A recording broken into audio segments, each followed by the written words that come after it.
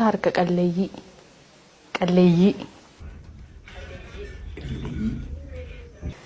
African Holding Group ayyaana qilleensa beefachuu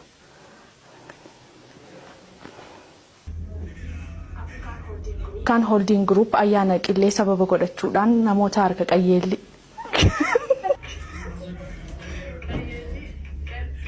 qalleeyyii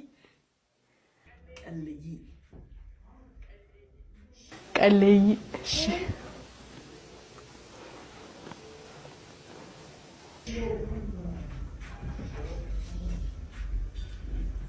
African Holding Group ayyaana qilleensa sababeeffachuudhaan namoota harka qalleeyyiif